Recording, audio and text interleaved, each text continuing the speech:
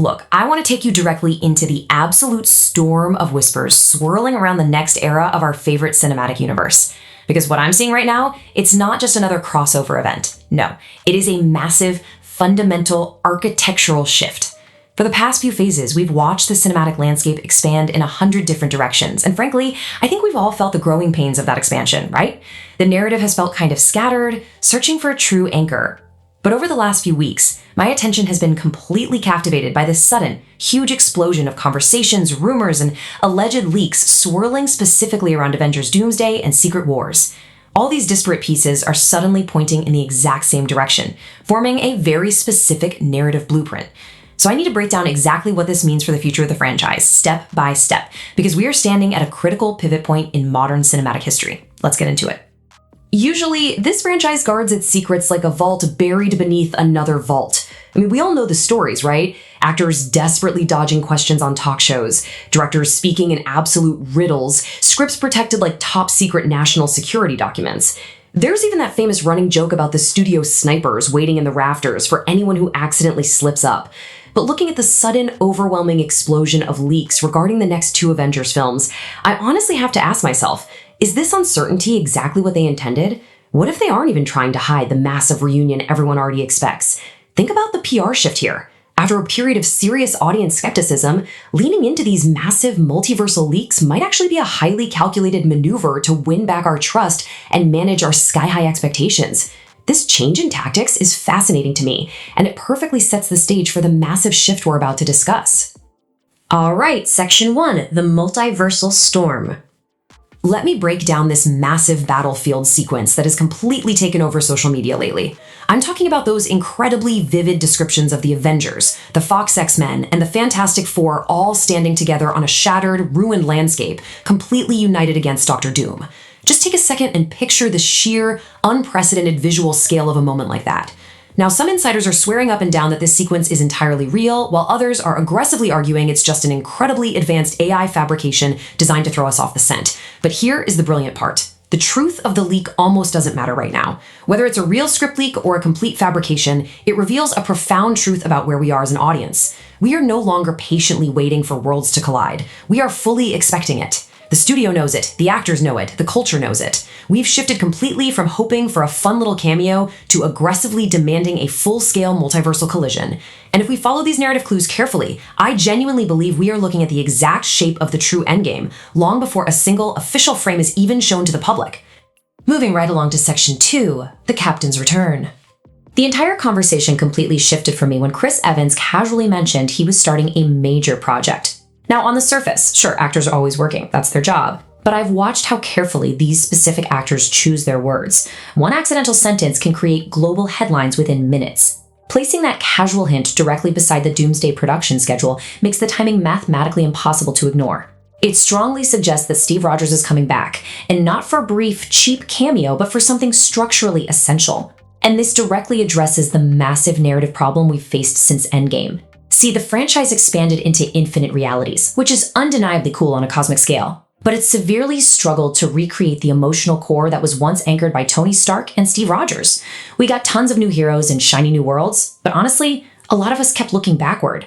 The universe expanded outward, but it left behind a void, a deep, resonant emptiness where that deeply personal, grounding emotional connection used to be. Bringing Steve Rogers back into the fold isn't just a cheap ploy for nostalgia. It is a structural necessity to guide us from the characters we loved into a reconstructed universe featuring the Fantastic Four and mutants. You absolutely need a bridge. Think about it. How exactly does a guy from 1940s Brooklyn organically interact with reality-warping, multiversal mutants and a family of 1960s cosmic explorers? He does it by grounding them. Someone has to guide the audience from the grounded world they knew so intimately into the wildly complex, multiversal world that comes next. Steve Rogers represents continuity. He represents our collective memory of the franchise. Most importantly, he represents unwavering values that survive and persist even when entire universes are literally collapsing around him.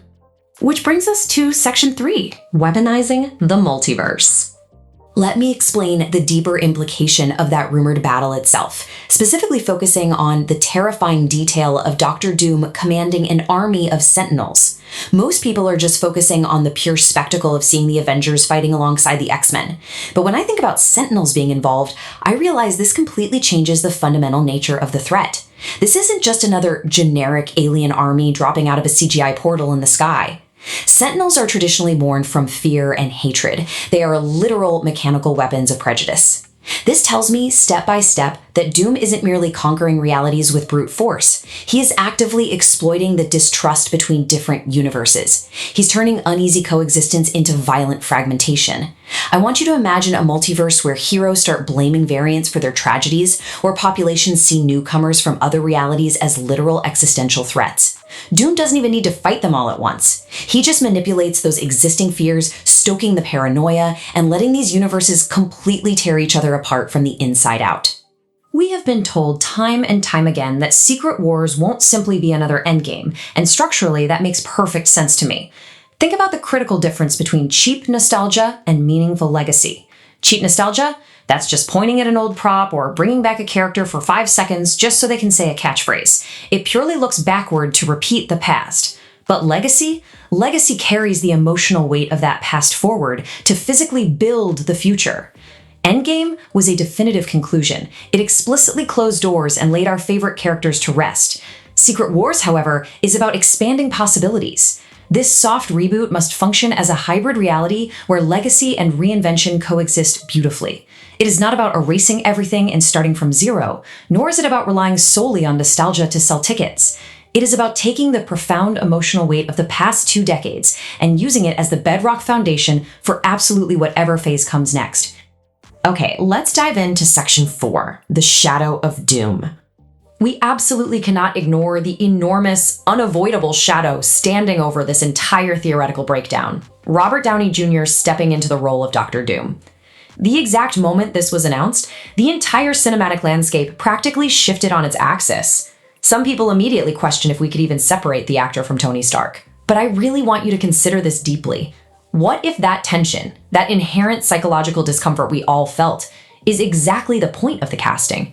The Multiverse Saga has constantly played with identity and variance, but casting the man who was the literal godfather of this universe as our greatest antagonist creates an immediate, incredibly uncomfortable thematic weight for everyone involved. Every single scene he is in will carry the haunting echoes of the past. It forces both the characters on screen and us as the audience to confront a deeply unsettling reality. The beloved architect of our cinematic universe has returned to tear it down. I need you to really slow down here and picture this specific confrontation. Imagine Steve Rogers encountering this version of Dr. Doom on the battlefield. Picture the exact look on Steve's face when that metal mask finally comes off. Steve would be staring directly at a face representing his greatest friendship, their bitter, tragic civil war, their shared sacrifices, and ultimately his most profound loss. He would be looking at the ghost of his brother in arms, only to have his momentary hesitation ruthlessly manipulated and exploited by Doom. Doom could, and absolutely would, use Steve's unresolved grief as a literal weapon against him. Suddenly, this massive CGI-heavy cosmic multiversal war totally stops being about parallel Earths and scientific incursions. It becomes agonizingly, violently personal. When I place all these narrative pieces together on the board, I realize that Doomsday might not be a traditional final battle at all. Rather, it's going to be a catastrophic defeat that directly mirrors Infinity War. I mean, the title Doomsday itself implies absolute catastrophe, right? Not a triumphant, heroic resolution. But I want to elevate this idea for a second. What does a catastrophic defeat look like in a multiversal context compared to just a planetary one? In Infinity War, half the universe dusted away. In Doomsday, we are looking at something I call the Great Fracture. I envision a scenario where entire worlds violently collide, our combined heroes suffer a devastating, deeply psychological loss, and the multiverse effectively shatters into broken, fragmented pieces. Hope completely collapses, powerful alliances fail, and out of those absolute smoking ruins, Secret Wars begins. In the ruins of this broken multiverse, filled with displaced heroes, lost mutants, and literal cosmic gods who have entirely lost their worlds, Steve Rogers becomes the single most essential piece on the board. Let's break down exactly why. It is not because he possesses some insane cosmic reality warping power, and it certainly isn't because he is the strongest fighter left standing. Let's be real, in a room full of gods, a man holding a vibranium frisbee shouldn't really matter. But he does. He matters because he is the ultimate symbol of endurance. His moral compass is completely unparalleled. When everything falls apart, when entire timelines are erased, and everyone else just wants to surrender to the sheer overwhelming scale of Doom's power, Steve's conviction is the glue holding it all together. He reminds these broken gods and displaced mutants exactly why the fight still matters.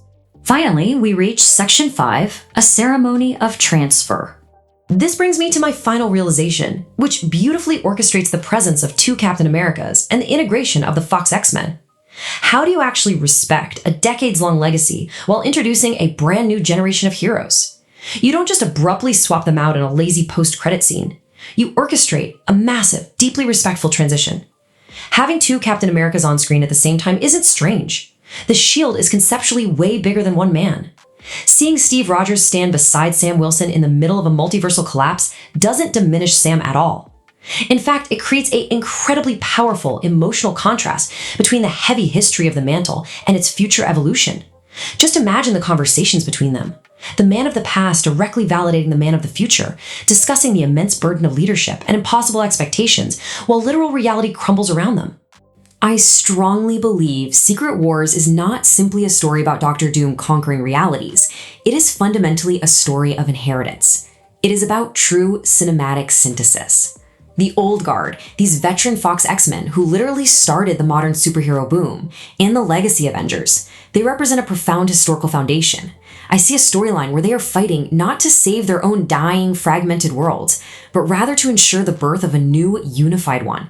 Their entire struggle synthesizes perfectly with the current roster, creating a beautiful narrative where the past literally sacrifices itself to build the future. Just think about how many other massive film franchises have completely failed at passing the torch. They often just unceremoniously discard their old characters off screen, leaving longtime fans feeling completely alienated and betrayed. This rumored multiversal battlefield is the exact opposite of that. It is actually a grand, epic ceremony of transfer. It allows veteran heroes to pass the torch to the next generation in the most meaningful way possible. Their departure gains immense emotional weight because they are effectively becoming the founding architects of the new cinematic reality. They aren't just quietly fading away into obscurity or being recast without a single word of explanation. They are permanently cementing their legacy right into the very fabric of the new timeline. So, I want to leave you by summarizing the absolute core of this entire breakdown. If the faces that launched this massive, industry-defining cinematic era return one last time to face a villain wearing the face of their greatest ally, it won't be to simply relive some cheap old glory. It will be to confidently, purposefully guide us across the threshold into a unified, reborn universe. It represents a massive franchise finally figuring out exactly how to honor its incredible history while stepping boldly into the vast unknown future. And if they pull this massive architectural shift off, the result will be a legacy masterfully preserved and elevated. But it does beg the ultimate lingering question I want you to think about. When the dust finally settles and a new, unified timeline is permanently born, will the heroes who sacrificed absolutely everything to build it even be remembered by the universe they saved?